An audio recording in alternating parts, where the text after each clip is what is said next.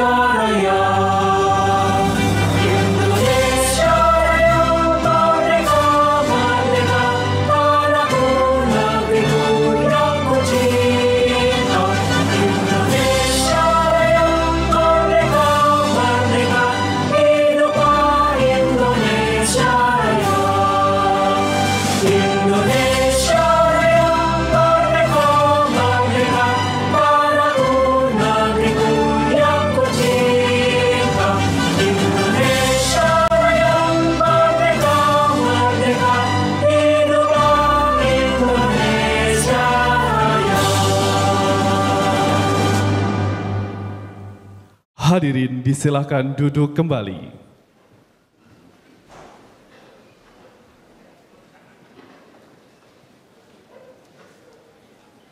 Selanjutnya, kita akan mengikuti penyampaian sambutan yang akan disampaikan oleh Wakil Rektor Bidang Komunikasi, Kemitraan, Kealumnian, dan Administrasi ITB yang sekaligus akan membuka acara pada pagi hari ini. Untuk itu kami silahkan dengan hormat Bapak Dr. Andrianto Rikrik Kusmara, SSN, MSN. Assalamualaikum warahmatullahi wabarakatuh.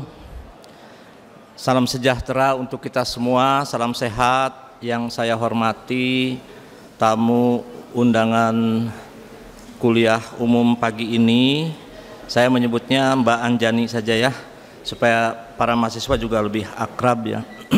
Bapak Ibu sekalian, para dosen yang hadir pada pagi hari ini, kemudian Ibu Direktur Humas, Ibu Dr. Lala, terima kasih. Hadirin undangan dan juga mahasiswa yang saya banggakan, baik yang berada di kampus Ganesha ini maupun yang berada di kampus Cirebon dan kampus Jatinangor. Jadi pagi hari ini kita akan bersama-sama mendengarkan sharing pengalaman, sharing inspirasi dari salah satu alumni kebanggaan ITB tentu saja, untuk bisa kita contoh, kita pelajari bagaimana cerita-cerita sukses, suka duka yang tentu saja akan membimbing kita untuk mencapai kesuksesan para mahasiswa mungkin setelah lulus nanti ya. Jadi Mbak Anjani ini founder Genly Indonesia, nanti cerita detailnya sambil disampaikan ya. Juga terima kasih kepada Bu Pipit ya sebagai moderator pagi hari ini. Para mahasiswa yang saya banggakan, juga hadirin sekalian, saya ingin mengingatkan kembali bahwa ITB sebetulnya dalam menjalankan pendidikan ini tidak saja memberikan pengetahuan untuk hari ini ya, tapi juga untuk menyiapkan 5 sampai 10 tahun kemudian alumni-alumni kita ini kemudian bisa beradaptasi dan melihat berbagai peluang untuk dikembangkan, untuk menemukan inovasi dan juga untuk memajukan negara kita tercinta ini. Nah, oleh sebab itu Studium Generale yang selalu kita laksanakan setiap hari Rabu ini adalah untuk memberikan wawasan sekaligus juga untuk memberikan inspirasi sebanyak mungkin bagaimana perjalanan sukses, bagaimana kondisi bangsa ini, bagaimana kita sebagai insan, individu para cendekia yang nanti lulus ini bisa merespon perkembangan yang ada di masyarakat dalam 5 sampai 10 tahun kemudian. Nah, oleh sebab itu setiap Rabu kita akan berusaha semaksimal mungkin untuk menghadirkan inspirasi-inspirasi terbaik baik dari para alumni maupun tokoh-tokoh yang telah sukses berada di tingkat nasional maupun internasional. Hadirin sekalian, kalau kita lihat sejenak CV dari Mbak Anjani ini, nah ini yang perlu kita contoh ya. Jadi beliau lulus dari FTMD, kemudian mendapatkan beasiswa LPDP ke MIT yang tidak mudah ya untuk masuk MIT ya. Kemudian menjadi seorang entrepreneur. Nah, kalau kita lihat jalur yang ditempuh ini bukanlah jalur yang biasa saja. Nah, kita ITB mengharapkan para mahasiswa dan para alumni nantinya untuk selalu melihat berbagai peluang yang tidak saja pada bidang ilmunya masing-masing, tapi juga peluang-peluang untuk berkolaborasi, bermultidisiplin dengan berbagai bidang sehingga menemukan banyak sekali peluang untuk berkembang baik sebagai pegawai dalam suatu kelembagaan maupun sebagai entrepreneur. Nah, saya kira bekal nanti yang akan disampaikan mudah-mudahan dapat kita jadikan contoh oleh para mahasiswa sebagai calon alumni ITB nantinya, dan tentu saja dapat memberikan dukungan kepada negara kita ini untuk terus berkembang dan maju ya. Saya kira kalau dilihat populasi ribuan mahasiswa ITB, saya yakin dalam 5 sampai 10 tahun ke depan bangsa ini akan maju lebih baik ya, tentu saja dengan inspirasi-inspirasi salah satunya yang dibagikan pada setiap hari Rabu di Studium Generale ini. Bapak Ibu sekalian, saya tidak akan berpanjang lebar. Saya mengucapkan terima kasih kepada Mbak Nyoman Anjani, juga kepada Bu Pipit, juga kepada Bu Lala sebagai Direktur Humas ya atas penyelenggaraan acara ini. Mudah-mudahan setiap Rabu kita mendapat multivitamin baru ya, sebagaimana hari ini juga mendapatkan multivitamin baru sehingga kita senantiasa memiliki semangat untuk terus berkembang dan maju. Demikian sambutan dari saya. Terima kasih atas kehadiran para mahasiswa yang saya banggakan. Dengan ini acara Studium Generale ini saya buka. Assalamualaikum warahmatullahi wabarakatuh. Waalaikumsalam warahmatullahi wabarakatuh. Terima kasih Bapak Dr. Andrianto Rikrik Kusmara yang telah menyampaikan sambutan dan juga membuka acara pada pagi hari ini. Hadirin, kita akan memasuki acara utama pada hari ini yaitu Studium Generale yang akan dipandu oleh moderator yaitu Ibu Pipit Fitriani SSI PhD. Beliau adalah dosen dari program studi Fisika Fakultas Matematika dan Ilmu Pengetahuan Alam. Untuk itu kepada Ibu Pipit kami mengundang ke atas panggung dan selanjutnya memandu jalannya Studium Generale. Kami silakan Ibu.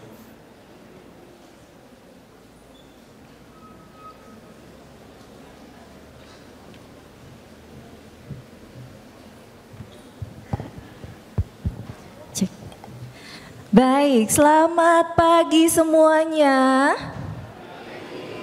Di sayap kiri selamat pagi. Sayap kanan selamat pagi. Iya, harus semangat karena saya lihat di tangannya sudah memegang, ada yang memegang snack, ada yang memegang produk. Ya, baik. Selamat pagi semuanya. Assalamualaikum warahmatullahi wabarakatuh. Yang saya hormati Bapak Wakil Rektor Bidang Komunikasi, Kemitraan, Kealumnian, dan Administrasi Bapak Dr. Rikrik, didampingi oleh Ibu Direktur Humas, Ibu Dr. Lala Arif, dan juga Bapak dan Ibu dosen pengampu, serta yang kita banggakan bersama narasumber yang hadir pagi ini, Ibu Nyoman Anjani beserta keluarga. Dan yang berbahagia, para mahasiswa ITB, bagaimana kabarnya hari ini? Belum terdengar baik sebetulnya dari suaranya. Bagaimana kabarnya hari ini? Baik ya, tentunya baik. Karena apa? Karena kita sudah kedatangan tamu yang istimewa. Oh ya, sebelum saya lupa, saya juga ingin menyapa para mahasiswa yang hadir secara daring di kampus Jatinangor. Oh, sudah terlihat di sini ya. Ada mahasiswa yang ada di kampus Jatinangor dan di kampus Cirebon, bisa melambaikan tangannya barangkali. Selamat pagi semuanya. Baik, ya. Bu Nyoman jadi mahasiswa kita yang hadir di Aula Barat kurang lebih 800 dan juga ada mahasiswa yang ada di kampus Cirebon dan di kampus Jatinangor yang hadir juga online bersama dan tentunya untuk mendengar kisah inspiratif dari narasumber kita hari ini. Ya, rekan-rekan mahasiswa yang berbahagia, pada hari ini kita kedatangan narasumber yang luar biasa, seorang alumni ITB yang sudah berkiprah dan sukses di bidangnya, yaitu di bidang entrepreneurship khususnya. Dan kalau dulu semasa kuliah beliau berhasil menjadi pemimpin di kabinet mahasiswa ya tahun atau periode 2013 dan 2014. Nah saat ini beliau sudah sukses juga membangun bidang usahanya di bidang inovasi yang kemudian kita kenal bersama sebagai Gently ini gitu ya. Baik, tanpa berpanjang lebar saya memanggil, mari kita beri sambutan yang meriah untuk narasumber kita, Ibu Nyoman Anjani untuk naik ke atas panggung. Bu Nyoman silahkan. Ya, baik. Bagaimana kabarnya Bu? Oh, saya manggilnya Mbak saja ya, karena kebetulan kami satu angkatan mungkin supaya lebih dekat dan mahasiswa juga biar merasa lebih dekat dengan kakak alumninya gitu ya. Mbak Nyoman, bagaimana kabarnya? Baik, alhamdulillah. Alhamdulillah. Luar biasa. Luar biasa. Kalau boleh tahu, kapan terakhir berarti mampir ke ITB? Kalau mampir mungkin sering ya, tapi jadi pembicara gini mungkin terakhir 10 tahun yang lalu. Wow, 10 tahun yang lalu. Kalau berarti di Aula Barat sendiri sudah lama belum mampir ke sini nih? Udah lama enggak, terakhir itu waktu wisuda, pidato wisuda. Wah, luar biasa. Berarti ini sana. Memberikan ini ya, memunculkan kembali memori-memori indah pada masa itu ya. Ya benar. Oke, baik. Pada kesempatan ini luar biasa, kita sangat berbahagia dengan kehadirannya Bu Nyoman. Terima kasih untuk keluangan waktunya. Sebelum kita melihat apa yang berbagi kisah inspirasi dari Bu Nyoman, izinkan saya membacakan profil singkat dari Bu Nyoman. Ya, jadi Bu Nyoman Anjani STMS ini sebagai co-founder dan CEO Gently. Ternyata Bu Nyoman lahir di Bandung ya? Jadi orang Bandung ternyata. Asli Bandung. Asli Bandung ya. Beliau adalah lulusan SMA 3 Bandung dan ITB alumni Teknik Mesin tahun 2009. Di sini ada mahasiswa dari Teknik Mesin. Suaranya mana? Meriah ya, suaranya ngebas seperti biasa ya Bu Nyoman ya. Kemudian beliau juga sempat menjadi Presiden Keluarga Mahasiswa ITB tahun 2013-2014 dan menjadi pendiri Unit Pelita Muda. Ya, Unit Pelita Muda ini adalah unit kemahasiswaan yang fokus pada kegiatan pengabdian masyarakat seperti itu ya Bu ya? Ya benar, yang pergi ke pelosok. Yang pergi ke pelosok, luar biasa ya. Dan setelah lulus dari ITB pernah bekerja di Unilever Indonesia selama 5 tahun sampai akhirnya melanjutkan studi ya Bu ya di MIT Amerika Serikat tahun 2019 di Master of Science in Engineering and Business Management Program gitu ya. Melalui beasiswa LPDP ya Bu berarti saat itu ya. Betul. Oke. Nah, ternyata setelah lulus S2 gitu ya, setelah memenuhi kewajiban akademiknya, Bu Nyoman pulang kembali ke Indonesia untuk membangun bisnis Gently ini. Jadi bisnis Gently ini adalah perusahaan yang berfokus produknya itu di bidang baby care begitu ya Bu Nyoman ya? Betul, skincare bayi dan anak. Skincare bayi dan anak. Dan kalau saya lihat-lihat nih, Gently ini katanya pernah juga mendapatkan Brand Choice Award ya Bu ya, sebagai produk dengan penjualan lebih dari 1 juta pieces di Indonesia. Betul sekali. Wah, luar biasa. Mari kita berikan aplaus dulu untuk Bu Nyoman dan Gently-nya. Baik, jadi itu adalah profil singkat dari Bu Nyoman. Dari profilnya saja saya rasa ini sudah menjadi inspirasi bagi para mahasiswa.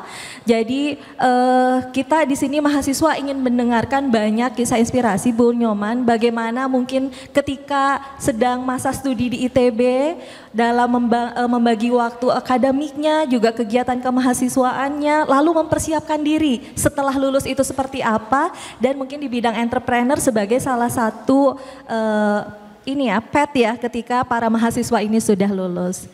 Baik, mungkin kurang lebih seperti itu. Jadi tanpa berpanjang lebar lagi, kami akan mempersilahkan Bu Nyoman untuk menyampaikan materinya terkait entrepreneurship, ya, terkait entrepreneurship dan bagaimana membangun Gently ini. Kepada Bu Nyoman kami persilahkan. Silakan. Terima kasih Bu Pipit. Oke, saya sebelumnya ingin menyapa Pak Rikrik dan Bu Lala. Terima kasih atas undangannya ya Pak, Bu. Oke, saya mulai ya. Selamat pagi. Kalau saya teriak ITB, teman-teman teriak Jaya, Jaya, Jaya gitu ya. Coba ya. 1, 2, 3, ITB. Kalau saya teriak ITB, semangat, semangat, semangat. Oke ya. ITB. Nah gitu dong, aku udah terakhir ke kampus tuh jadi pembicara 10 tahun yang lalu, dan sekarang alhamdulillah diundang lagi ke Studium Generale. Semoga bisa ngasih inspirasi ke teman-teman semua. Hari ini kita akan diskusi santai, mulai dari perjalanan saya dari kuliah sampai lulus kuliah, sampai sekolah ke luar negeri, dan akhirnya membangun bisnis. Semua pertanyaan disiapin aja, dan saya juga nanti akan memilih pertanyaan terbaik. Yang terbaik akan dapat goodie bag yang lebih lengkap dari Gently. Terus juga mungkin ada sedikit kuis ya, mungkin 2 buah kuis buat teman-teman yang nyimak materi hari ini. Oke, jadi hari ini saya bawa judul di sini adalah From Gentle Baby Care to Bold Impact, Building Indonesia Next FMCG Powerhouse. Maksudnya apa sih? Yang saya bangun di sini saat ini bersama suami saya, di sini ada suami saya, halo. Dan ada orang tua saya juga, ada ibu saya, ibu mertua, bapak mertua gitu. Terima kasih udah datang. Nah, yang saya bangun di sini bersama suami saya itu adalah entry point aja. Tapi harapan kami bisa membangun konglomerasi di Indonesia seperti Wardah atau Paragon, seperti Wings atau Indofood yang harapannya bisa menciptakan lapangan pekerjaan yang banyak buat negara Indonesia. Oh ya, lupa pointernya, maaf. Nah, hari ini agendanya akan saya bagi 2. Yang pertama adalah Founders Journey. Jadi saya sebutnya Zero to One. Kalau teman-teman cari buku, salah satu buku yang wajib dibaca adalah Zero to One, judulnya tentang startup. Jadi Life Before Gently sama Building Gently from the Ground. Terus setelah itu juga ada modul kedua yang akan saya ceritakan tentang entrepreneurship one on one. Jadi maksudnya apa? Kalau teman-teman setelah ini ingin berbisnis, kira-kira saya mensummarikan experience saya berbisnis selama 3 tahun terakhir dalam 9 topik ini yang teman-teman bisa pakai ke depannya ketika nanti lulus kuliah atau bahkan mau bisnis dari sekarang. Dan case study yang saya akan bawa adalah tentang Gently, yaitu direct consumer brands dan juga consumer goods company. Terus for information, gak semua bisnis itu sama template-nya. Tapi saya pakai ini yang saya alhamdulillah udah bisa scale up di level sekarang, jadi hopefully bisa inspiratif juga buat teman-teman.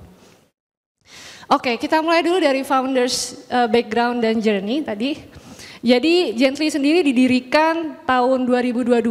Saya mendirikannya bersama suami saya ketika saya pulang dari MIT. Saya sendiri di Gently berlaku sebagai co-founder dan juga CEO.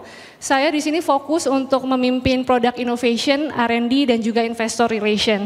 Nah, suami saya di sini mungkin boleh berdiri dulu yang baju abu.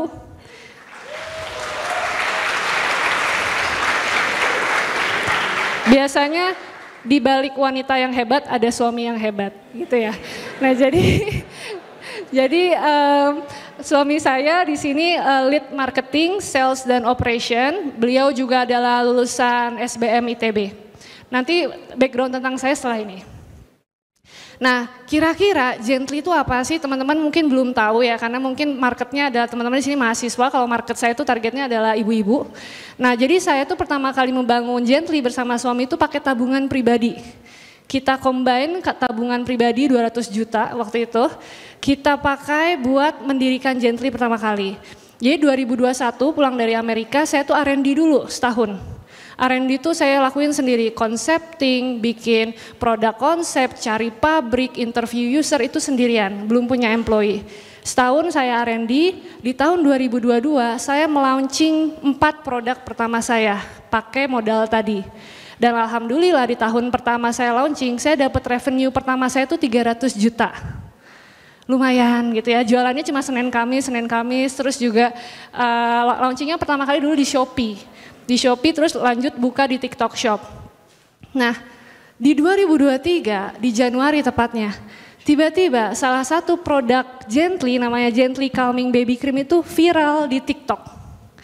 Nah, viral ini gara-gara ada seorang ibu make produk ini. Jadi produk Calming Baby Cream ini adalah krim pereda kembung dan kolik buat bayi. Jadi kalau bayi baru lahir tuh suka kembung.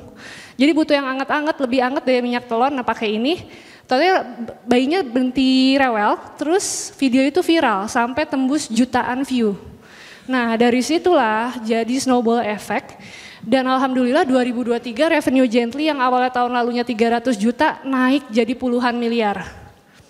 Nah abis itu kalau orang bikin skincare itu kan suka langsung jadi flexing, jadi crazy rich gitu ya, beli Hermes gitu ya atau beli apalah Ferrari. Nah kalau kita enggak, diputer uangnya, profitnya kita puter lagi, bikin R&D lab.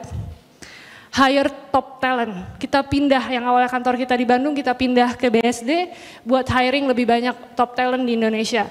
Terus alhamdulillah dengan effort seperti itu kita scale up lagi bisnis kita di 2024 tuh udah ratusan miliar. Dan kita sekarang insya Allah lagi road to 1 triliun. Semoga ya doain ya teman-teman ya. Nah Gently Baby sendiri apa sih?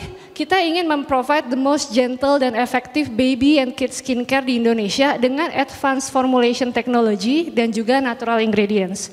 Selain Gently Baby, kita sekarang udah punya 2 brand baru yaitu Gently Mama Care, jadi skincare buat ibu hamil menyusui. Dan yang terakhir yang teman-teman lagi nyoba nih dimakan itu Joy Meal. Itu adalah snack dan makanan sehat untuk anak-anak. Jadi kalian sebenarnya lagi makan snack anak-anak gitu ya. Jadi ini non MSG gitu ya. Jadi aku bisa bilang kita industri agnostik. Jadi kita nggak melulu cuma di skincare dan kosmetik, tapi kita juga masuk ke nutrisi. Jadi kita juga mengembangkan makanan, suplemen, vitamin seperti itu. Nah, kedepannya kita insya Allah tahun depan akan melaunching 2 brand baru lagi untuk audiens yang lebih luas lagi dan hopefully bisa menjamah teman-teman nih nanti audiens dari produk kita yang akan di launching tahun depan. Jadi how it started sih, gimana sih life before Gently? Nah, jadi saya ini orang Bandung, saya lahir dari keluarga sederhana, ibu saya lulusan TI ITB angkatan 76. Siapa anak TI? Yeay, tepuk tangan anak TI. Mestinya mama tepuk tangan. Anak TI. Ya, TI 76. Terus ayah saya itu teknik mesin ITB tahun 69. Jadi beliau dulu adalah profesor, guru besar di teknik mesin tapi sekarang udah pensiun. Nah ini foto saya setelah wisuda MIT, jadi saya hidup dari keluarga yang sederhana, keluarga insinyur. Dari kecil ayah saya selalu nanemin kalau Indonesia mau maju, industrinya yang harus maju. Ayah saya tuh selalu nanemin kayak gitu, hingga akhirnya saya berpikir masuk kuliah ke jurusan apa. Akhirnya saya cari, oh udah deh jurusan teknik mesin aja yang bisa masuk ke semua lini industri. Saya berpikirnya kayak gitu. Jadi dari S1 di ITB saya lanjut bekerja dulu di Unilever 5 tahun. Terus lanjut S2 baru setelah itu berbisnis. Nah ini kegiatan saya di kampus. Mungkin kita udah beda generasi jauh banget. Tapi ini kenangan-kenangan terbaik saya lah di ITB. Jadi waktu itu saya wisuda, saya lulus dari ITB 5 tahun guys, bukan 4 tahun. Saya lulus 5 tahun, kenapa? Karena saya aktif dulu di kabinet dan juga di himpunan. Makanya pas wisuda tuh saya bisa diarak sama anak-anak teknik mesin sampai seramai ini dulu ya. Terus saya juga sebenarnya di ITB nggak langsung jadi presiden KM, enggak, saya meniti dulu karir. Kalau di ITB juga bisa berkarir loh sebagai mahasiswa tuh. Jadi saya jadi staf dulu di kabinet, dari staf jadi kadif, terus di himpunan juga saya jadi kadif pendidikan kayak gitu. Jadi saya coba membalance antara kuliah dan juga berorganisasi. Kenapa? Menurut saya penting sih ngebalance skill set kita, hard skill kita dapat di kelas dan soft skill itu kita dapat di organisasi. Kemampuan teman-teman problem solving, managing team, communication, public speaking itu kalian dapat bukan di kelas, tapi didapat ketika kalian berorganisasi. Jadi berorganisasi itu menurut saya masih penting, masih relevan buat anak generasi sekarang pun, karena itu yang menjadi bekal saya sekarang bisa ngomong kayak gini karena saya berorganisasi.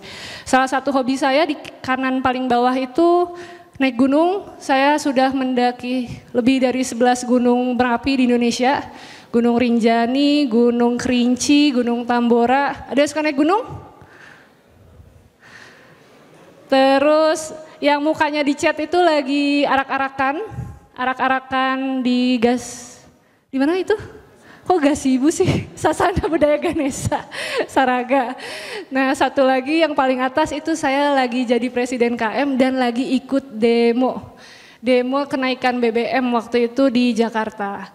Gitu. Jadi pernah mengalami ini semua dan salah satu yang nggak ada picture-nya di sini itu adalah mendirikan unit Pelita Muda ITB. Ada anak Pelita Muda nggak di sini? Nggak ada ya? Langka ya? Oke, nggak apa-apa. Kalau ada yang kenal temennya yang anak Pelita Muda, salamin dari Nyoman gitu.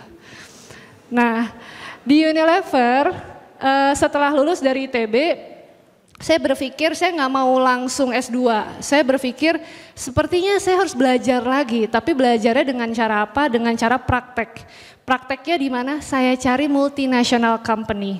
Kenapa saya pilih multinational company? Karena mereka itu sistemnya sudah mature, sudah matang, dan di sana saya percaya organisasinya besar dan saya bisa belajar dari banyak orang menggunakan ilmu yang saya miliki. Jadi saya kerja dulu di Unilever 5 tahun, waktu itu jadi manajemen trainee, jadi saya banyak dirotasi ke berbagai divisi, kebanyakan di pabrik karena saya di bagian supply chain. Nah, semua portofolio yang saya kumpulkan selama saya bekerja di Unilever itu kebanyakan itu adalah project-project engineering. Tugas saya itu adalah membuat automation. Jadi di pabrik-pabrik kebanyakan sekarang sudah menerapkan otomasi. Nah, saya itu menggunakan kemampuan teknik mesin saya untuk membuat teknologi otomasi di pabrik-pabrik Unilever bersama local machine maker. Nah, portofolio saya 5 tahun itu saya kumpulkan dan saya pakai buat apply ke MIT. Dan disitulah saya akhirnya bisa keterima di MIT. Jadi salah satu kunci bisa keterima di sekolah tinggi terunggul lah di dunia, salah satunya MIT adalah kalian punya CV yang bagus.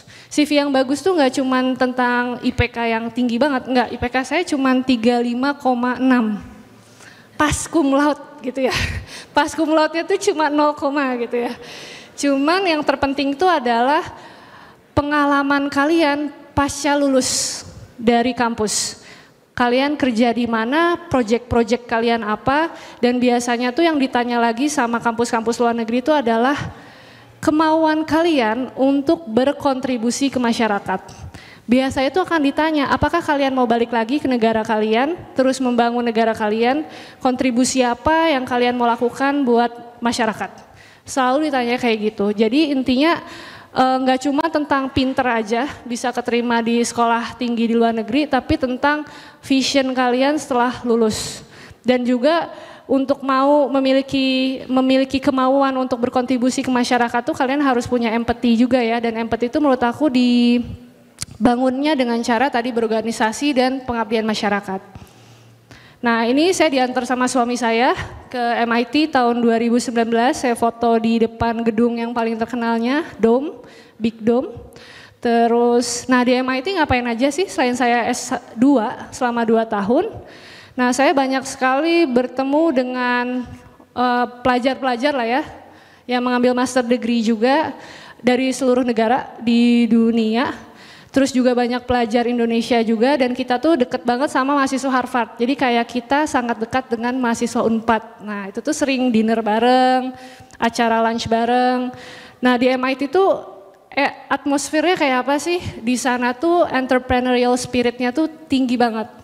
Jadi di sana itu kalau di sini mungkin budaya berhimpunnya kuat sekali gitu ya. Kalau di sana tuh banyak banget innovation club. Gitu. Orang-orang tuh ingin berlomba-lomba bikin teknologi, jadi expert di bidangnya, terus bikin startup, tech startup atau bikin company di bidang tech. Nah, orang-orang di sana tuh belajarnya pun banyak, learning by doing-nya tuh benar-benar hands on. Jadi kalau moto di MIT itu adalah mind, otak sama hand. Mind and hand. Jadi nggak cukup otak kita yang pintar, tapi tangan kita juga harus terampil. Jadi benar-benar banyak praktek, banyak workshop seperti itu. Nah apalagi sih yang saya pelajari ketika saya di luar negeri di MIT, banyak sekali business conference yang saya ikuti ketika saya di MIT dan di Harvard. Nah inilah yang merupakan menurut saya life changing experience salah satunya.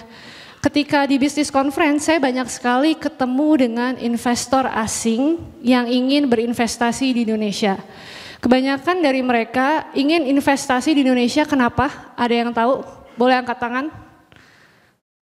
Kenapa investor asing ingin investasi ke Indonesia?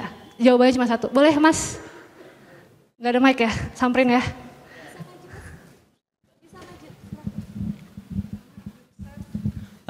Nama Muhammad Iqbal, 1224089 dari jurusan Teknik Geologi. Menurut saya jawabannya itu karena market Indonesia sangat besar. Benar banget, ya tepat, tepuk tangan. Yes, benar banget, jawabannya cuma satu. Karena market Indonesia itu besar sekali. Jadi kalau teman-teman berhasil membuat sebuah company dan bisa men-scale up company kalian dan produk kalian terjual atau dipakai seluruh rakyat Indonesia, company kalian tuh akan besar sekali. Scale-nya tuh bisa triliunan dan itulah yang dicari sama investor asing.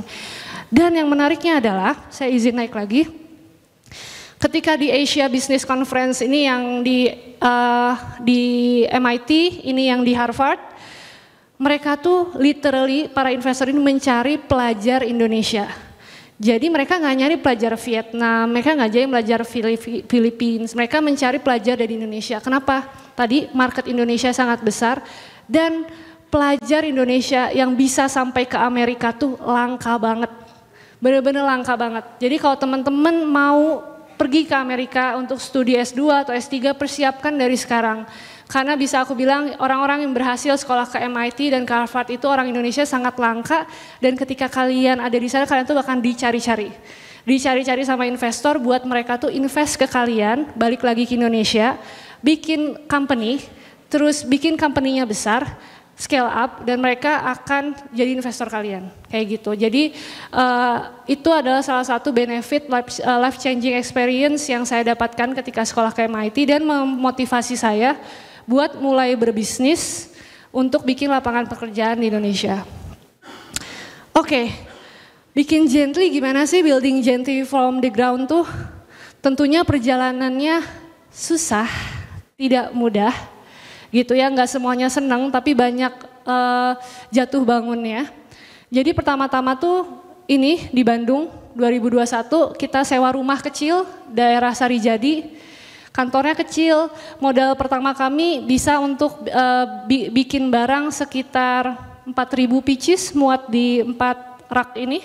Yang packing masih saya sama suami saya, lebih banyak suami saya gitu. Jadi orderan datang Senin atau Kamis gitu dari Shopee, terus kita yang packing. Terus setelah itu kita berhasil scale up bisnis kita. Sekarang employee kita udah sekitar 120 orang. Kita sekarang pindah ke BSD, udah bisa nyewa 2 gedung 5 tingkat masing-masing, jadi timnya udah besar sekali. Terus kita mau back, oke. Kita juga punya live streaming studio, kita kan jualan live streaming di TikTok, di Shopee, itu 7 studio live 24 jam, 7 hari. Kita punya 2 gudang, 1 di Cikarang untuk finished goods, 1 di BSD untuk raw material dan packaging material, dan juga kita punya fulfillment center sendiri untuk memproses orderan dari e-commerce. dan juga dari distributor. Nah, yang paling amazing ya kalau menurut saya hasil dari profit yang kita putar adalah kita membangun lab R&D sendiri. Jadi inilah yang menjadi unfair advantage yang kita miliki ya. Jadi kita membangun lab skala industri dengan semua peralatan lengkap beserta dengan formulatornya, beserta dengan tim produknya untuk bisa membuat formulasi sendiri di lab kita. Jadi kita nggak bergantung lagi ke pabrik maklun. Nah, kita membuat formulasi kita sendiri, lalu kita membeli langsung raw material dari supplier, terus packaging material dari supplier, dan kita supply ke pabrik-pabrik rekanan kita, kayak kita pinjam fasilitas untuk kita scale up produksinya dari mixing, packing, filling. Dan disitulah kita punya gross margin yang lebih besar dibanding dengan kompetitor kita. Nah, kira-kira itu perjalanan Gently sampai sekarang. Sekarang kita mau lanjut ke case study dulu. Nah, teman-teman di sini ada yang pengen S2 setelah ini? Ada yang mau S2 ke luar negeri?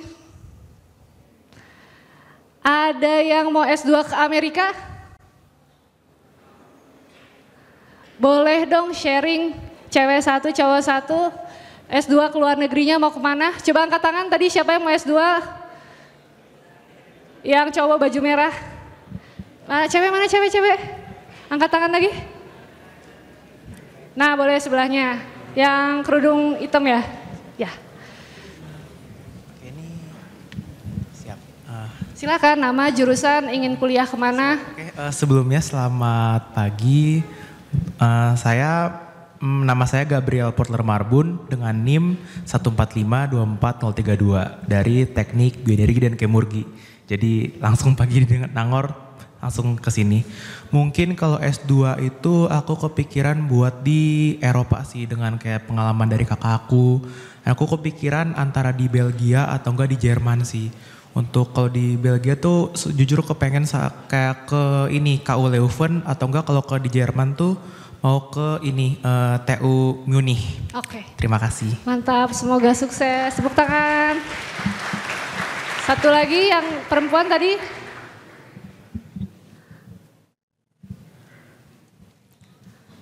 Sebelumnya perkenalkan, Ya. nama saya Woda Amerta Lambelu Jamaludin, biasa dipanggil Amer, dari Sistem dan Teknologi Informasi, NIM 1822434. Kalau saya sebagai anak Komsai, sebenarnya ini template banget, aku pengen di Singapura, NTU. Kayak aku sangat targeting Singapura karena culture-nya juga mirip sama Indonesia kan. Jadi mungkin aku gak bakal homesick banget gitu. Makanannya sama ya. Oke, kita doakan ya, sukses ya. Oke. Jadi mungkin sebelum ke study tentang entrepreneurship, aku mau ngasih tips dulu tentang teman-teman yang mau S2 nanti. Pertama udah pasti, kalau bisa pastikan GPA kalian cum laude, kalau bisa. Tapi kalau nggak bisa, ya diusahakan gitu ya. Nah kalau nggak bisa nggak apa-apa, tapi kalian kejarnya itu pasca lulus ketika bekerja. Nanti cari pekerjaan di tempat yang bagus, kumpulin CV, pengalaman, portofolio kalian. Terus nanti jangan lupa mulai menyiapkan kemampuan bahasa Inggris kalian. Jadi mulai dari sekarang belajar TOEFL, belajar IELTS yang bagus.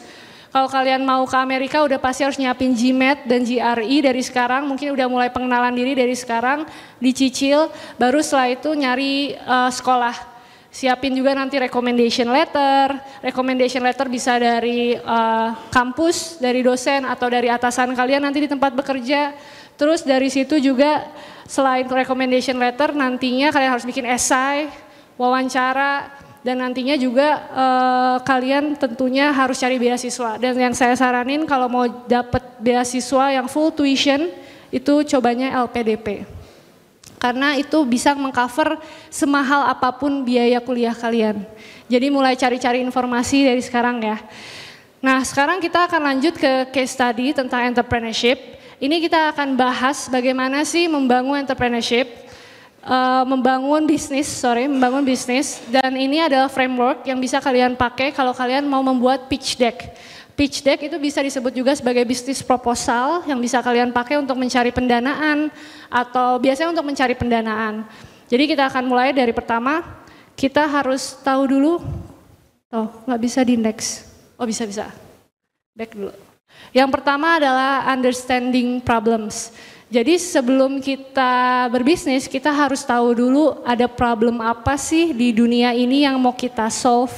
Menurut saya seorang entrepreneur itu adalah problem solver. Karena kita tuh harus nemuin problemnya apa, terus cari solusi yang bisa kita jual. Nah, problem pertama seorang businessman adalah finding product market fit. Kalau teman-teman baca buku-buku tentang startup, pasti dicari kata pertama paling sering itu finding product market fit.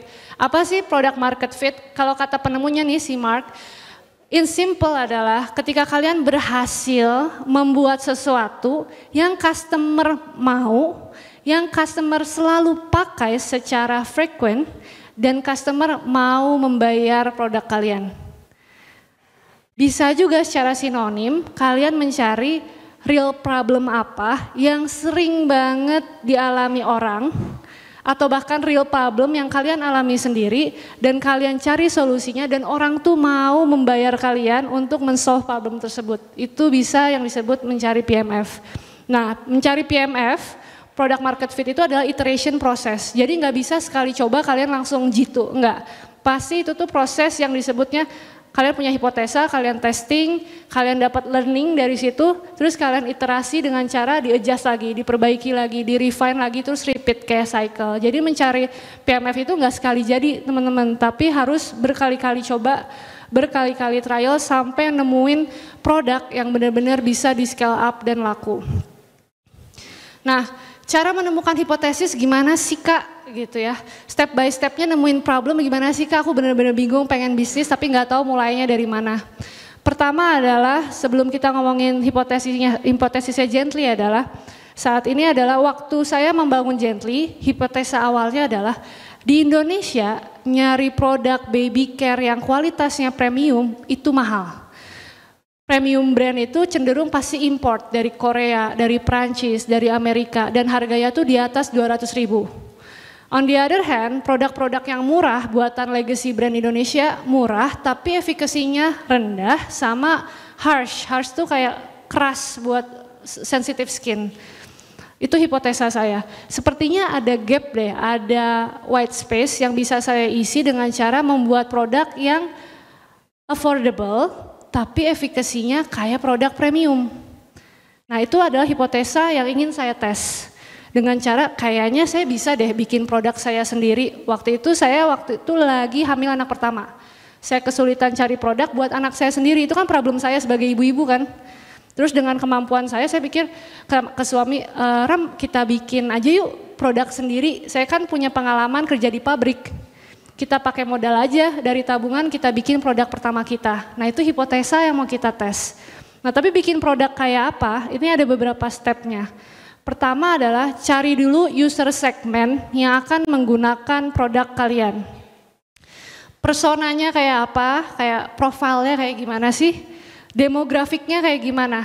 Kelas menengah, kelas bawah, kelas atas, atau kita disebutnya socio-economic status A, B, atau C, tinggal di mana, penghasilannya berapa, gaya hidupnya gimana. Terus yang kedua adalah understand user pain points. Gimana caranya? Interview. Ketika di MIT, diajarin design thinking, ujung-ujungnya kita harus interview user. Kalau kita mau understand user pain point dan punya empathy terkait user kita harus banyakin wawancara, ketemu langsung sama user, terus bertanya bagaimana sih cara kalian merawat bayi, produk-produk apa sih yang kalian pakai. Terus yang ketiga adalah identify competitors landscape. Kalau sebelum kalian launching produk, kalian harus tahu dulu kalian akan perang lawan siapa. Produk-produk apa aja yang ada di market, terus mereka harganya seperti apa, fiturnya seperti apa, agar kalian tuh bisa bikin produk yang lebih baik dari kompetitor kalian. Dan berikutnya adalah understand user key drivers dan importance. Jadi ketika interview, kalian harus tahu tuh, calon user kalian, calon pembeli kalian, key driver untuk membeli produk atau membayar produk itu apa aja? Misalnya kualitas, wangi, distribusinya gampang dicari, ada di Alfamart, harganya harus terjangkau, reviewnya banyak di sosial media, application score-nya di App Store tinggi, misalnya kalau kalian bikin apps. Jadi itu yang harus dicari ketika kalian interview. Terus barulah kita ke tahap yang namanya defining solution. Kalian mulailah mencari, ketika udah tahu problem yang mau di-solve apa, kalian cari nih, solusi yang mau dibuat seperti apa. Dengan cara apa? Pertama adalah membuat yang namanya MVP. MVP itu apa? Minimum viable product. Jadi produk paling sederhana yang bisa minimum, bisa dijual atau bisa dicoba. Sehingga kalian bisa langsung mendapatkan feedback dari user. Nah, dari MVP itu kalian bisa refine untuk diperbaiki menjadi lebih bagus, lebih bagus, lebih bagus.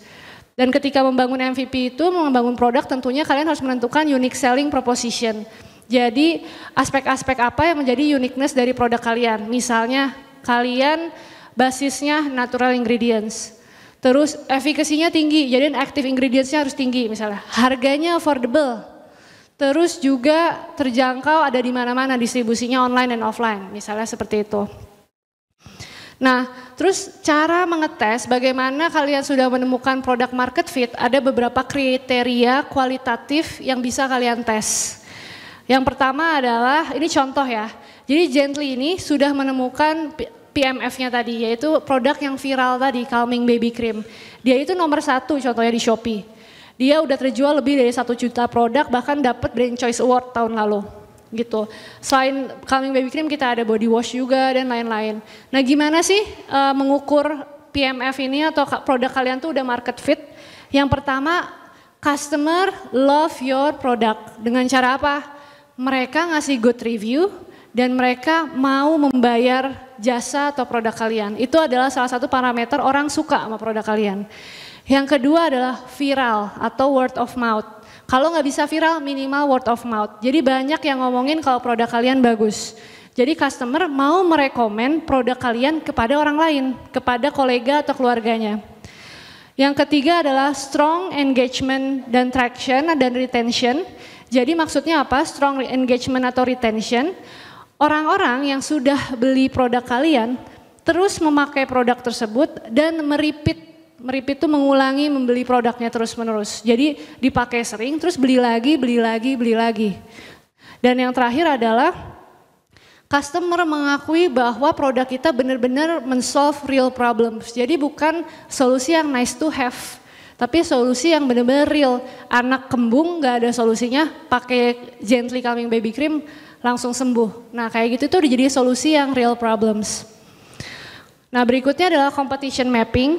Kalian bisa membuat produk apapun, mau itu aplikasi software, mau itu fashion, mau itu foods, mau itu skincare, mobil, apapun, alat-alat kedokteran. Tapi yang terpenting kalian tahu kompetitornya siapa. Biar kalian tahu di market tuh udah ada siapa sih yang duluan bikin produk kayak kita. Kita bisa bagi nih sumbunya jadi sumbu X sama sumbu Y. Sumbu Y itu yang vertikal, itu menentukan pricing, yang paling bawah yang murah, makin ke atas lebih mahal. Sumbu X misalnya yang kiri itu kualitinya lokal brand, yang kanan itu kualitinya premium international brand. Nah Gently itu ingin letaknya di mana? Kita ingin ada di tengah-tengah nih, harganya itu mass premium, kualitasnya itu mendekati kualitas international brand. Nah kalian tuh harus bisa memapping competition dan produk kalian ini di 4 kuadran ini, kayak gitu ya. Selanjutnya adalah market sizing. Nah di market sizing kalian bisa tahu bisnis kalian kalau di scale up bisa sebesar apa. Ini aku ngasih cepet aja, kalian bisa googling sendiri, tapi ini wajib sebagai entrepreneur kalian bisa mengukur seberapa besar kategori dari bisnis kalian. Dengan cara apa? Kalian menghitung total available market, contohnya skincare market di Indonesia itu besarannya, scale-nya itu bisa 112 triliun. Nah, yang kedua itu menghitung sum-nya, serviceable available market. Jadi si Gently ini bisa nge-service berapa banyak market sih dan men-generate revenue berapa sih. Nah itu tuh paling bisa sampai ke 2,7 triliun.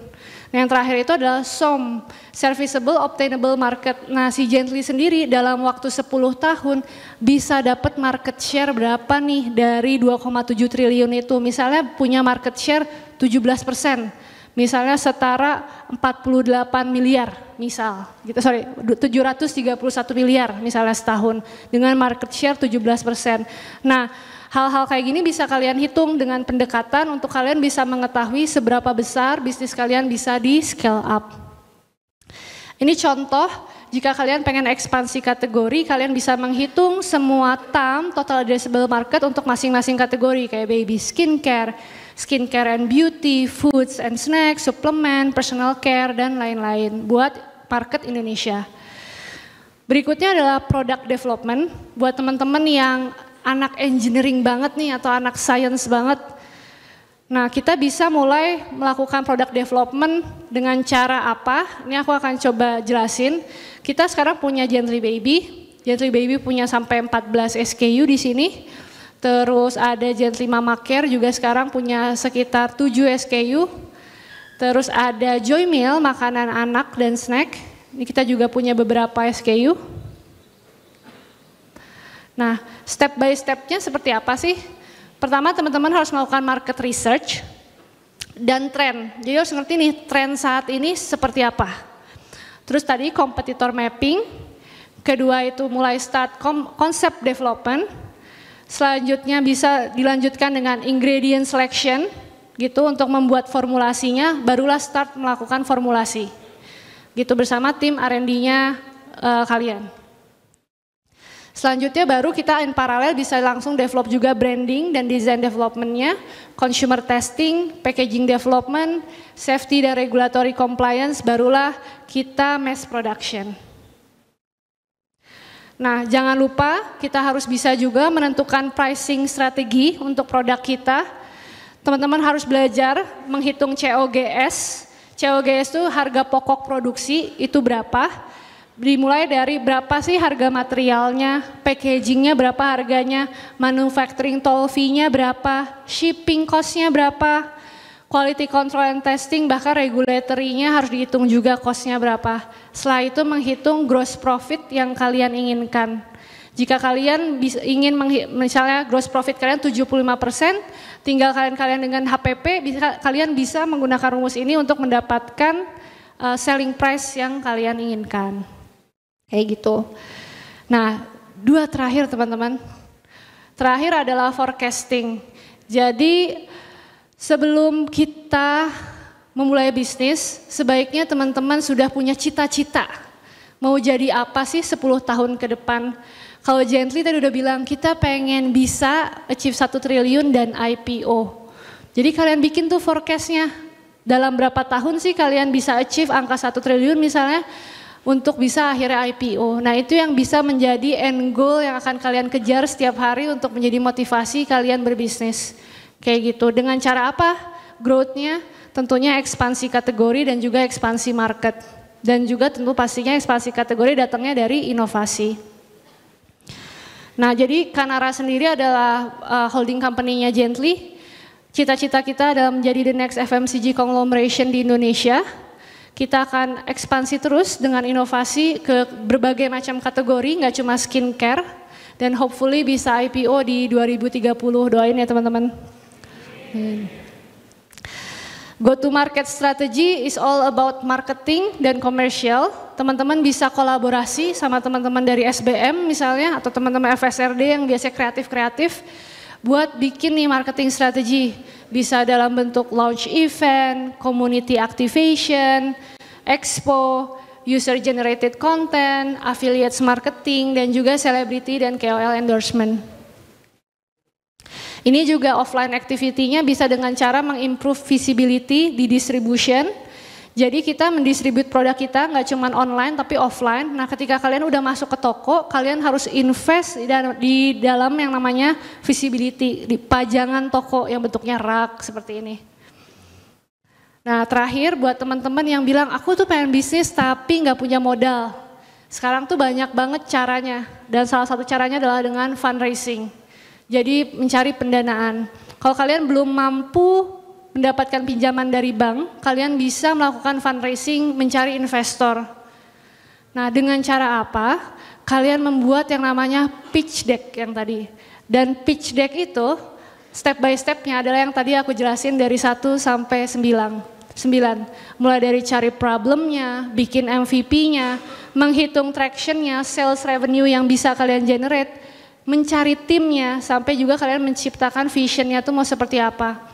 Dan investor tuh ada apa aja sih? Ada yang namanya angel investor. Biasanya angel investor tuh orang kaya yang duitnya banyak, terus pengen bukan ngasih invest ke startup, itu angel investor. Terus ada early stage venture capital. Terus kalian juga bisa ikut program akselerator startup. Biasanya di situ kalian akan dibina dan bisa dikasih pendanaan juga. Sama terakhir adalah strategic investor yang bisa kalian ngasih ke kalian banyak network juga seperti itu. Nah, itu aja. Presentasi dari saya gimana membangun company, gimana membangun pitch deck. Semoga bermanfaat dan aku berharap dari hari ini sesinya tuh bisa mengignite semangat teman-teman buat menjadi seorang entrepreneur. Sekian, terima kasih. Wassalamualaikum warahmatullahi wabarakatuh. Waalaikumsalam warahmatullahi wabarakatuh. Terima kasih Mbak Nyoman. Ya, luar biasa sekali. Kelihatan sekali mata dari mahasiswa yang hadir di sini sudah sangat berbinar-binar. Jadi rekan-rekan mahasiswa, kalau tadi kita bisa mengambil ya benang merah dari apa yang disampaikan oleh Mbak Nyoman, luar biasa ya. Kita mungkin bisa melihatnya dari dua sisi. Yang pertama adalah mempersiapkan diri, dan mempersiapkannya itu enggak dari nanti ya Mbak ya, sekarang ya, mumpung sekarang ada di bangku kemahasiswaan gitu ya. Tadi Mbak Nyoman menyampaikan kalau misalkan nanti mau melanjutkan kuliah ke luar negeri, silahkan dipertahankan supaya GPA-nya kalau bisa cum laude gitu ya. Karena di sini mahasiswa tingkat 2 dan seterusnya, jadi sepertinya masih ada kesempatan ya untuk mencapai ke IPK cum laude tersebut. Tapi juga kalau tidak, kita bisa mengimprove-nya melalui portofolio ya di kegiatan kemahasiswaan, karena di situ ya menjadi sangat penting untuk balancing skill set yang tadi Mbak Nyoman sampaikan. Bagaimana hard skill-nya di akademik dan soft skill-nya di kegiatan kemahasiswaan tersebut ya. Dan selain itu juga tadi Mbak Nyoman menyampaikan seperti one on one entrepreneurship ya. Jadi kiat-kiat nih kalau misalkan mau membuat pitching gitu ya, atau membuat deck yang mau menyampaikan gagasannya terkait ide entrepreneurnya, bagaimana mulainya dari mana, tadi sudah disampaikan juga poin-poinnya. Jadi mudah-mudahan sudah dicatat dengan baik ya oleh teman-teman mahasiswa di sini. Nah, selanjutnya Mbak Nyoman, kita akan buka sesi tanya jawab ya. Pertama saya akan buka sesi pertama untuk mahasiswa yang hadir luring di sini. Mungkin 3 pertanyaan belum dimulai lihat sudah banyak yang mengangkat tangan. Kita akan mulai dengan 3 pertanyaan pertama ya. Mbak Nyoman kalau mau memilih juga silahkan. Kita mulai dari yang baju pink ya, kemudian di sisi sebelah sana barangkali ya itu emas yang dibantu temannya ditunjuk-tunjuk, oke. Satu lagi sisi sebelah sini ada, oke, yang di dekat tiang ya, yang pakai kacamata baju navy ya, oke. Silahkan bisa mendekat ke mic yang ada di depan. Disebutkan namanya dan asal prodinya ya. Oke Bu, terima kasih untuk kesempatannya. Sebelumnya perkenalkan, nama saya Rahayu Puspitasari dari jurusan Teknik Industri tahun 2022. Sebelumnya makasih Bu buat insight-nya, sangat daging banget. Saya di sini mau nanya Bu, kan Ibu background-nya dari jurusan lulusan teknik mesin ya Bu. Nah, dan Ibu beralih ke arah FMCG, especially-nya itu adalah supply chain. Nah, ini kan lumayan jauh banget ya Bu dari background pendidikan Ibu. Gimana sih Bu waktu Ibu daftar ke Unilever ini? Ibu sempat mention tadi kalau misalnya di Unilever itu di bagian membuat automation mesin gitu kan ya Bu. Nah, apa sih Bu yang mendorong Ibu untuk masuk ke ranah FMCG? Dibandingkan kan teknik mesin banyaknya mungkin ke multinasionalnya tuh yang ke arah manufaktur kayak Toyota atau mungkin ke mining. Mungkin sekian ya Bu, terima kasih. Terima kasih. Mungkin bisa langsung dijawab dulu aja. Iya, jadi waktu dulu zaman saya itu sebenarnya boomingnya tuh oil and gas. Tapi saya tuh punya prinsip lain nih yang rada beda dari teman-teman saya yang masuk ke oil and gas. Saya tuh ingin masuk ke dunia manufacturing yang bisa ngasih added value ke produknya. Jadi saya tuh nggak mau cuman nge-ekstrak sumber daya alam terus jual. enggak. Jadi that's why itu alasan pertama saya nggak mau ke oil and gas, saya memilih ke manufacturing. Terus kenapa sih inginnya ke consumer goods? Itu kembali karena kebetulan saya perempuan. Kalau otomotif tuh cowok banget gitu ya.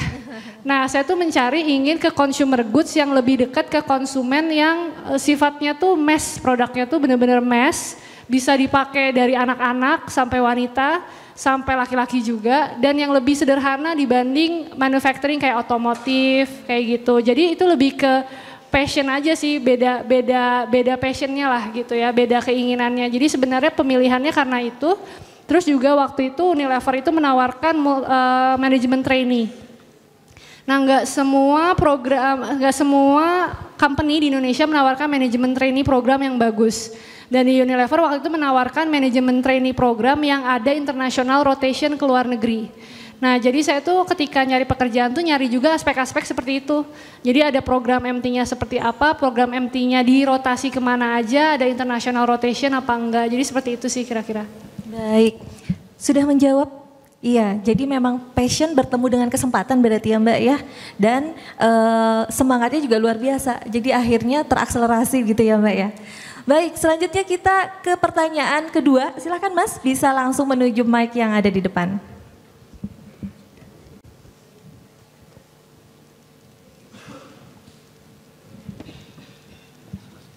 Oh mati, oke. Bismillahirrahmanirrahim. Assalamualaikum warahmatullahi wabarakatuh.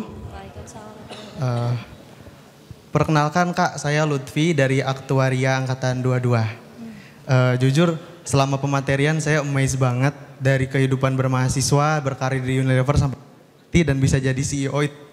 Kayaknya impian semua orang di sini ya. Betul. Kayak gitu. Nah tapi yang saya ingin tanyakan adalah Kak, tadi saya tertarik sama visi dari Gently. Mau bikin produk yang the most gently baby care in Indonesia gitu ya. Makanya kan dari Sari Jadi mungkin nanti bakal sampai ke Sabang Merauke gitu ya. Amin. Amin. Nah pengen nanya aja Kak, kan background Kakak tuh di teknik mesin, di MIT juga tadi manajemen science dan programnya kan gitu ya. Sama Masnya juga dari SBM. Nah gimana sih bisa punya kepercayaan diri gitu ya untuk berkecimpung dengan visi sebesar itu, the most gently baby care. Tapi kalau kita lihat-lihat ya, background pendidikannya tuh bukan, maaf mungkin ya, mungkin bukan farmasi, bukan teknik kimia gitu. Bukan dengan kapasitas yang bisa menjamin visi itu gitu. Karena kadang kita berpikir ada peluang bisnis ABC tapi tertahan karena kapasitas diri gitu. Seperti itu Kak, terima kasih banyak. Oke, langsung jawab ya, ini pertanyaannya bagus banget Mas.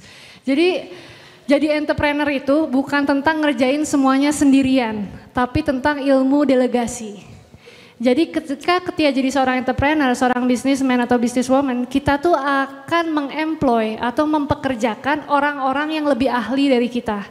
Jadi ketika saya menemukan problemnya dulu, jadi yang utamanya ketika bikin bisnis itu temuin problemnya, ada opportunity dari problem itu untuk di scale, dijual, dicari solusinya dan dijual menjadi uang, bisa di scale up. Nah membuat produknya itu kita bisa mencari rekanan yang bisa membuatnya. Kalau contohnya di kasusnya Gently, saya tuh mencari rekanan pabrik.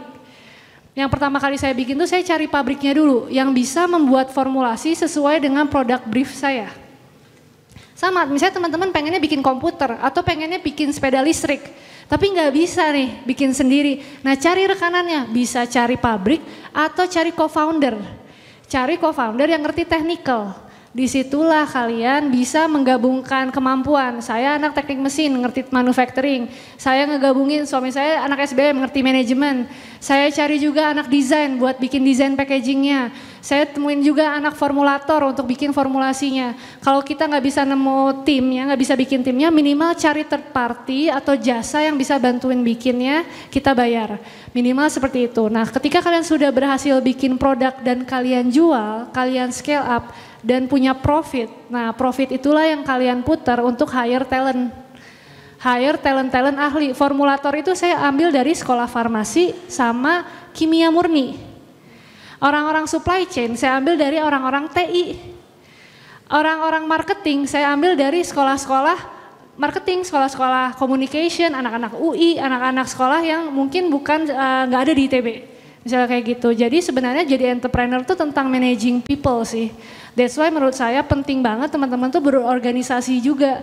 Karena kalau kalian cuman kayak kuliah pulang, kalian tuh nggak tahu nih gimana sih caranya berorganisasi, managing tim, berkomunikasi. Nah itulah kenapa perlu balancing antara hard skill sama soft skill. Karena nanti tuh kerja sama tim. Dan kita tuh sebagai CEO-nya nggak kerja sendiri, kita malah mempekerjakan orang buat bekerja buat kita. Jadi kayak gitu. Oke, terima kasih banyak Kak atas jawabannya. Terima kasih. Tepuk tangan dulu untuk Mbak Nyoman. Iya, karena sepertinya memang itu jadi masalah banyak orang ya. Ketika misalkan kita menemukan masalah, kita juga punya ide, tapi tertahan biasanya karena kayaknya saya nggak punya skill set nih untuk bangun entrepreneurship itu gitu ya. Tapi tadi yang seperti Mbak Nyoman sampaikan bahwa entrepreneur juga terkait manajemen ya, manajemen skill. Makanya sekali lagi tadi disampaikan kalau misalkan di kemahasiswaan ini di kegiatan gitu teman-teman bisa mulai banyak berlatih ya, berkomunikasi, kolaborasi, tim, kerjasama gitu ya, karena itu sangat mendukung sekali gitu ya. Baik, tadi kita ada pertanyaan ketiga, penanya ketiga, silakan.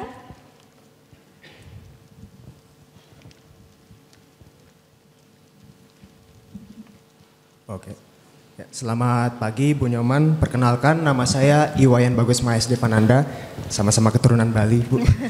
Dari SBM 27 jurusan kewirausahaan.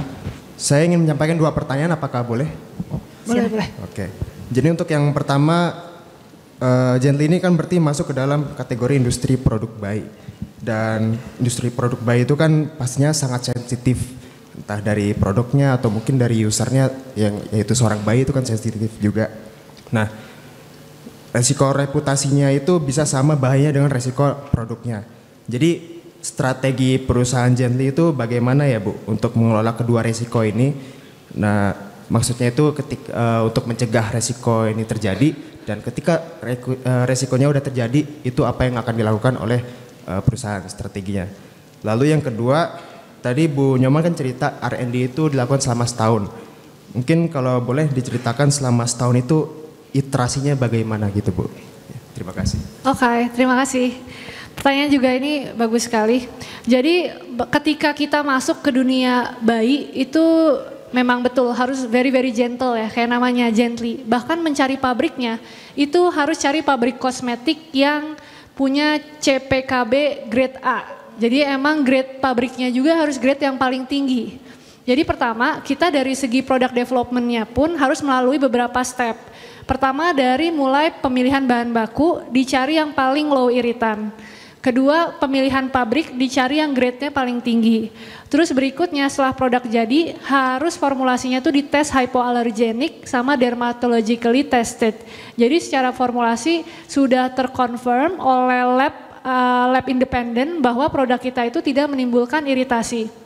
Jadi sudah di-manage si resikonya tuh sejak di level product development bahkan sourcing material dan juga manufacturing factory-nya.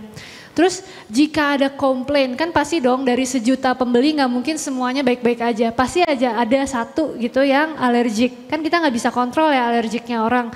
Pasti kita harus punya yang namanya customer service. Jadi kita yang ada kalau istilah kalian hotline ya untuk menerima komplain-komplain dari customer, terus komplainannya itu harus ada dokumentasinya, kalau bisa bahkan kita interview tuh si penggunanya untuk mengetahui penyebabnya apa. Kalau misalnya harus kita ganti rugi atau misalnya sampai dibiayain ke dokter itu kita harus mampu juga company-nya bertanggung jawab untuk hal tersebut. Seperti itu. Terus yang kedua tentang iterasi. Oke, selama setahun saya ngapain aja itu iterasinya bagaimana. Bahkan sebenarnya sebelum Gently saya tuh mengiterasi mencari MVP produk tuh sampai 3 kali bisnis gagal. Saya pernah bisnis fashion, saya pernah bisnis konveksi, saya pernah berusaha bikin aplikasi digital. Tapi 3-tiganya itu tuh susah banget di scale up. Akhirnya tuh saya pivot terus hingga akhirnya menemukan pas bisnis Gently ini bikin produk ini lebih mudah untuk scale up-nya dan lebih mudah untuk dijualnya dan penerimaannya tuh bagus. Jadi selama setahun itu saya banyak sekali interview user, kayak ada lebih dari 10 user, ibu-ibu, untuk saya benar-benar ngerti pain point-nya seperti apa. Terus kalau misalnya hipotesisnya itu produknya misalnya bikin A, kita tuh coba iterasi lagi dengan cara validasi ke konsumen yang lain, kita interview lagi kayak gitu. Jadi dalam 1 tahun itu saya langsung bikin 4 produk, langsung, tapi iterasi berikutnya tuh bukan terjadi di tahun yang sama. Di tahun kedua dari 4 produk itu ada 1 yang saya kill karena nggak laku. Yang lainnya tuh saya scale up, terus saya bikin lagi produk baru, launching lagi. Jadi iterasi itu nggak cukup setahun udah dapet jawaban. Bahkan saya tuh butuh bertahun-tahun tuh untuk mengiterasi produk mana yang works, bisa di scale up, mana yang harus saya kill karena nggak laku. Kayak gitu sih. Baik, terima kasih Ibu. Iya, terima kasih untuk pertanyaannya. Dan selanjutnya kita sudah terhubung ya. Ada pertanyaan dari kampus Jatinangor dan oke, ada di pertanyaan di YouTube Mbak Nyoman dari Anissa Cahya, Prodi Oceanografi, berarti di kampus Cirebon. Pada saat tanggal kembar itu biasanya ada promo atau diskon produk.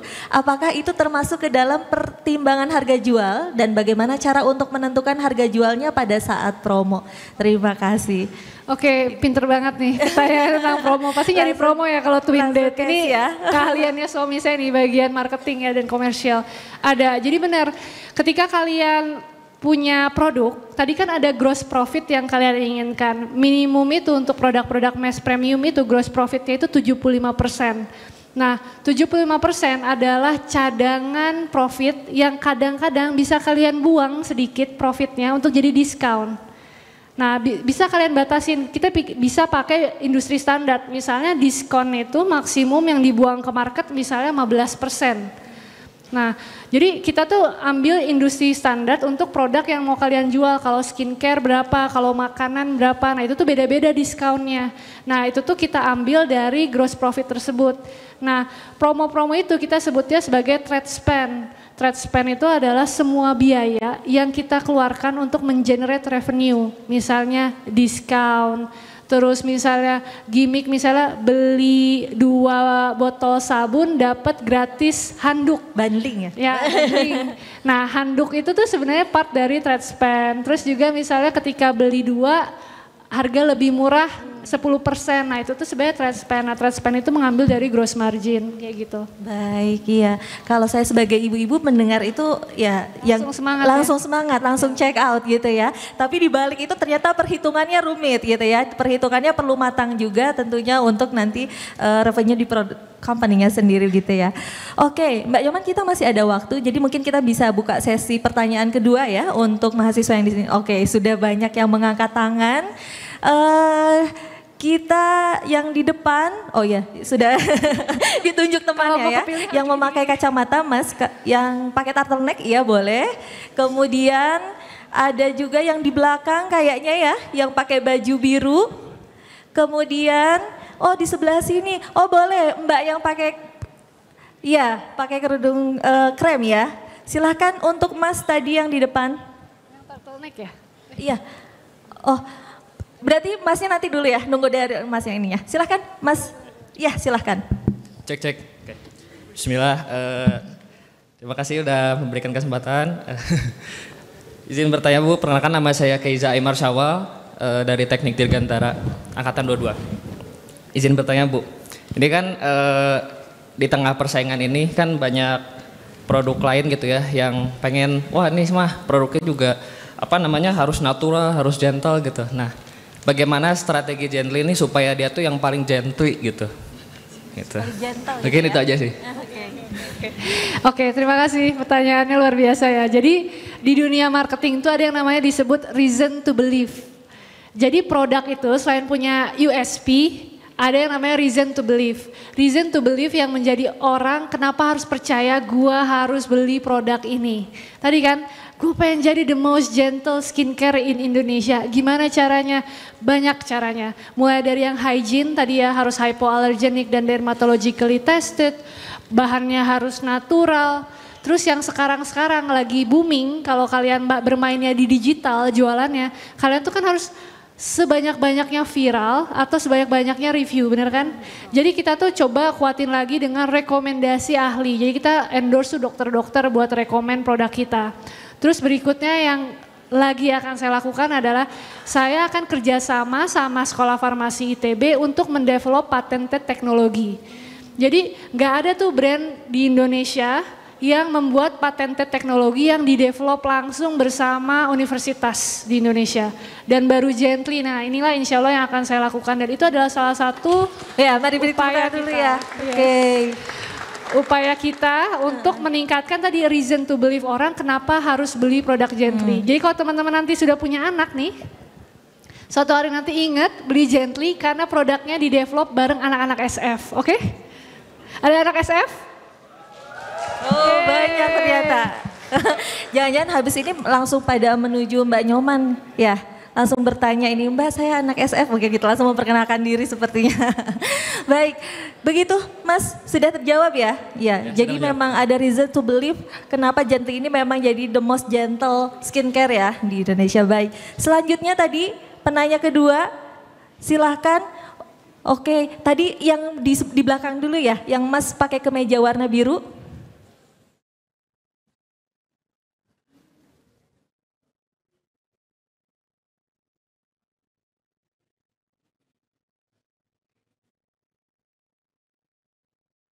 Oke, halo, perkenalkan, terima kasih banyak Ibu. Perkenalkan, aku Nabil dari Rekayasa Pertanian ITB. Sebenarnya aku mau nanyanya, jadi aku punya ketertarikan di industri FMCG gitu ya Bu, dan juga mungkin khususnya skincare karena kemarin sempat ikutan lomba sama teman-teman aku gitu di bidang industri skincare dan aku kebagian untuk jadi kayak product development gitu di bagian skincare gitu. Dan mungkin yang aku mau tanyain itu adalah gimana mungkin saat Ibu di awal untuk membangun si Gently ini tuh gimana caranya mungkin meyakinkan gitu untuk mendirikan produknya menjadi produk sendiri dibandingkan mungkin untuk masuk ke entry point-nya itu lewat masukin ke produk-produk grup yang udah ada gitu, misalnya kayak nyobain masukin idenya ke Paragon atau gimana, dan itu gimana caranya ngebuktiin bahwa produk Ibu tuh bisa terjual gitu dan laku tanpa adanya masuk ke produk dari industri yang lain, kayak gitu sih. Oke, sip. Ini pertanyaannya cukup sulit. Oke, aku coba jawab ya. Jadi kenapa sih kita yakin produk kita itu bisa jadi bisnis yang besar, bener kan? Dibandingin kita mungkin kasih idenya jadi karyawan Paragon aja deh gitu ya. Nah pertama tadi ya, ide itu adalah sebuah hipotesis yang harus dites. Kita nggak tahu produk ini bakal laku apa enggak, tapi hipotesa itu harus dibangun melalui fakta-fakta yang kita dapat ketika ngobrol sama user kita, calon user. That's why yang namanya interview dengan calon konsumen kita tuh sangat penting. Biar fakta-fakta yang untuk mendukung hipotesa yang mau kita tes itu sangat kuat. Contoh, saya bikin calming baby cream itu bukan karena saya dapat mimpi, Nyoman kamu bikin calming baby cream ya, kamu bakal viral. Enggak kayak gitu. Tapi saya itu nge-interview betul-betul ibu-ibu yang baru punya baby. Dan mereka tuh bilang, anak saya itu sering kembung. Dan produk yang bisa ngilangin kembung anak cuman satu di Indonesia yang paling laku. Mereknya dari Malaysia, harganya 300.000. Terus aku lihat produknya, oh kayak gini. Nah kayak gini mas saya juga bisa bikin gitu. Nah ketika kamu ada aha moment, ketemu sama problemnya, terus ketemu kamu tahu solusinya, saya mah gini aja juga bisa bikin. Nah disitulah kamu team up. Kamu bikin tim, kamu langsung jadikan ini ide bisnis, kamu tadi analisa sesuai pitch deck structure yang tadi aku kasih, dan kamu coba gitu. Dibandingin kamu kasih peluang bisnis ini ke konglomerasi yang udah besar misalnya, mending kamu coba sendiri, minimal kamu mengetes hipotesa kamu. Kalau ini laku berarti hipotesa kamu benar, berarti fakta data gathering kamu di awal tuh tadi udah tepat untuk membangun hipotesa yang kuat dan tervalidasi karena produk kamu produk market fit, kayak gitu sih. Oke, terima kasih banyak Ibu. Baik, terima kasih. Jadi kita sekarang mencoba mencari bersama si aha moment tadi ya. Mbak ya, aha moment tadi, kemudian kalau Mbak Yoman tadi pesannya setelah itu langsung team up, bangun timnya gitu ya, bangun timnya dan segera kita realisasikan mimpi atau si ide itu. Aku mau nambah satu poin lagi nih Mbak Pipit. Jadi ketika saya di MIT dulu, jurusan saya itu kan joint degree antara business management sama engineering. Nah, kuncian bikin bisnis itu adalah kalian bisa team up sama tim yang balance. Tim yang balance itu apa? Biasanya tuh ada 3, minimal 3 orang. Ada orang engineer atau orang teknik atau orang science-nya, jadi mereka scientist-nya, orang produknya lah. Yang kedua adalah orang bisnisnya, biasanya orang-orang SBM atau orang-orang yang ngerti duit lah, yang ngerti duit, ngerti finance, ngerti marketing. Dan yang terakhir ada orang yang ngerti desain, orang yang kreatifnya, orang FSRD-nya. Karena ketika kalian bisa mengcombine anak teknik, campur anak bisnis manajemen, campur anak FSRD yang super kreatif, itu tuh bisa ciptain produk yang strong banget. Jadi itu kuncinya juga buat team up. Iya, dicatat ya, 3 komponen ya, atau misalkan tim up ini dari 3 tim tadi, dari anak engineer atau misalkan di science-nya, kemudian dari bisnis manajemen, dan yang terakhir yang mengerti desainnya, gitu ya Mbak ya. Oke, kita lanjutkan ke penanya yang ketiga tadi. Silakan Mbak yang di sayap kiri. Ya, bisa langsung mendekati mic yang ada di depan.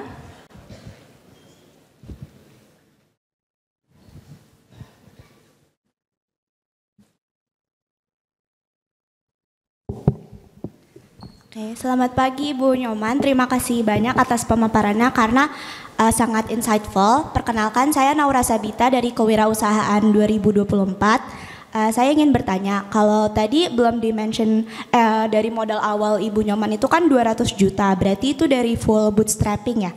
Nah, apakah dari Gently sendiri along the way untuk scale up itu ada critical partner atau kayak partner yang benar-benar menurut Ibu nih berdampak besar nih dengan scaling up-nya si Gently ini? Terus, apakah ada investor along the way atau emang benar-benar diputar dan di bootstrapping gitu? Kalau terus saya ada pertanyaan lagi, kalau skincare itu kan an industry yang something repurchase gitu kan, jadi untuk gain customer loyalty dan repurchase itu lumayan easy karena mereka butuh terus produknya Ibu kalau memang sudah cocok. Bagaimana kalau dia di industri yang barangnya itu tidak cepat habis gitu, jadi memang barang yang ya bukan skincare ataupun bukan barang yang memang ada urge atau urgency untuk repurchase lagi. Bagaimana kita bisa mendapatkan customer loyalty dan retention tersebut. Nah, untuk pertanyaan terakhirnya, as an aspiring entrepreneur myself yang memang dari kecil tuh bootstrapping, itu untuk something yang kayak operation seperti skincare industri kan itu kayak a little bit out of touch untuk saya yang backgroundnya bisnis gitu. Tapi kalau dari saya sendiri sebagai entrepreneur itu something yang saya concerning atau out of touch personally itu karena produk saya itu bukan yang kayak skincare yang kayak out of touch banget. Saya itu lebih concern di marketing, kayak gimana kalau misalnya kita sudah pede nih dengan produk kita. Kayak produk kita itu kalau misalnya aku yakin nih kalau misalnya orang tahu produk saya ini bisa laku. Tapi dengan budget saya yang tipis, gimana secara marketing itu kita bisa membuat awareness yang gede even kayak viral seperti produknya Ibu. Terima kasih. Ini singkat, padat dan banyak ya, tapi bagus banget. Okay. Jadi kita coba satu persatu ya tentang bootstrapping. Tadi buat teman-teman yang nggak tahu bootstrapping itu apa, bootstrapping itu pakai tabungan sendiri. Yes benar, kita bootstrapping itu di setahun pertama aja. Tapi ketika kita mau scale up, disitulah saya mencari investor. Nah, investor pertama saya itu adalah Init6. Init6 itu adalah ex-CEO Bukalapak, alumni ITB, Ahmad Zaki. Nah, beliau tuh angel investor yang baik banget. Jadi kalau teman-teman mau cari pendanaan, hubungin Mas Ahmad Zaki. Itu beliau sangat-sangat banyak duit, satu. Yang kedua sangat-sangat mau membantu teman-teman ITB yang mau bikin perusahaan. Jadi di tahun kedua saya mulai invite investor, venture capital. Terus berikutnya saya mulai fundraising. Seed round saya dapat investment dari North Star dan juga dari Excel. Jadi ada global venture capital ya. Jadi itu akan membantu saya untuk scale up ketika udah nggak sanggup lagi pakai tabungan ya. Jadi ketika tabungan udah nggak cukup, udah saatnya kita dapat pendanaan. Pendanaan nggak mesti dari venture capital, kalian juga bisa debt financing atau mencari pinjam modal lah. Bisa dari bank atau dari yang misalnya lebih syariah lah, yang misalnya bagi hasil kayak gitu, bagi revenue. Kayak gitu untuk pendanaan.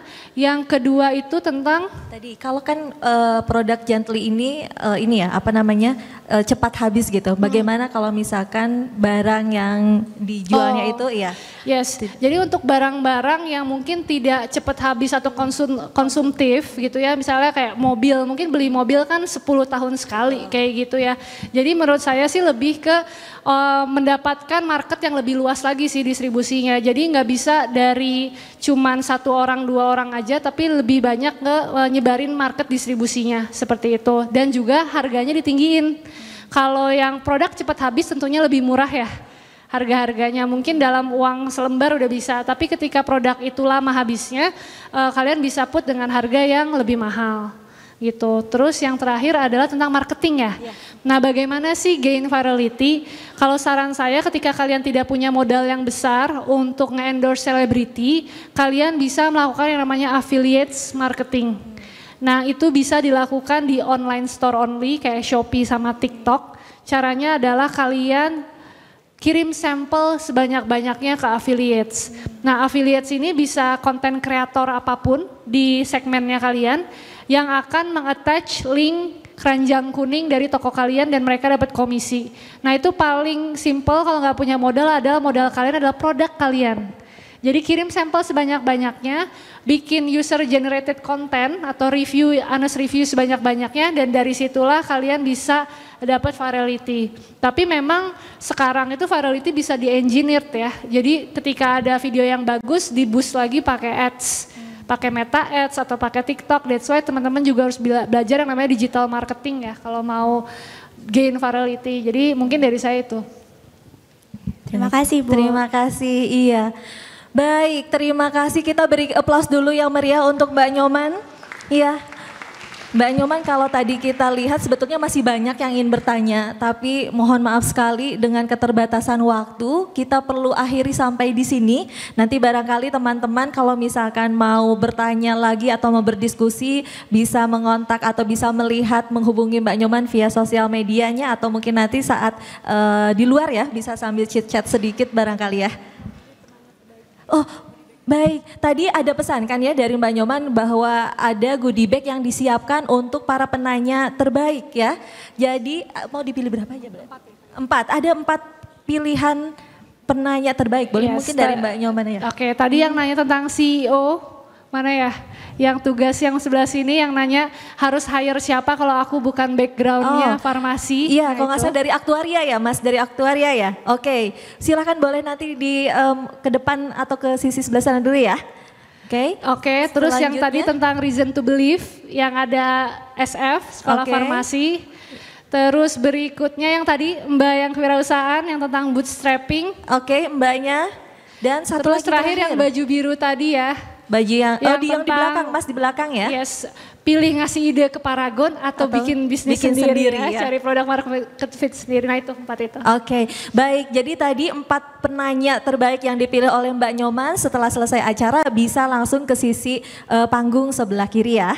Oke, Mbak Nyoman sekali lagi terima kasih banyak atas ilmunya, atas sharing pengalamannya kepada para mahasiswa. Saya yakin para mahasiswa di sini sangat terinspirasi. Jangankan mahasiswa, kami juga selaku dosen sangat terinspirasi ya. Kita berikan tepuk tangan sekali lagi yang meriah untuk Mbak Nyoman. Ya.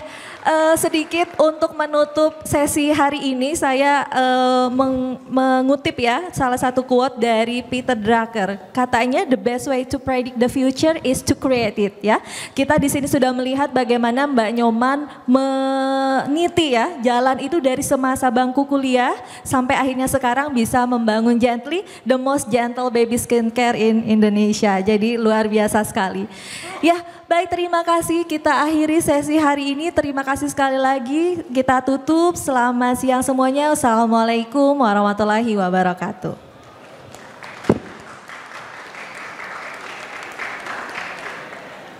Terima kasih Bu Pipit dan Ibu Nyoman Anjani yang telah memberikan insight baru untuk kita semua pada hari Rabu ini.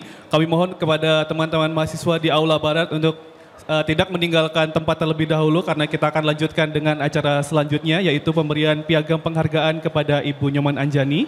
Untuk itu kami mengundang Wakil Rektor Bidang Komunikasi, Kemitraan, Kealumnian, dan Administrasi ITB, Bapak Dr. Rikrik Kusmara untuk dapat memberikan piagam penghargaan kepada Ibu Nyoman Anjani. Baik, mohon izin kami pandu untuk foto bersama 3, 2, 1. Sekali lagi 3, 2, 1.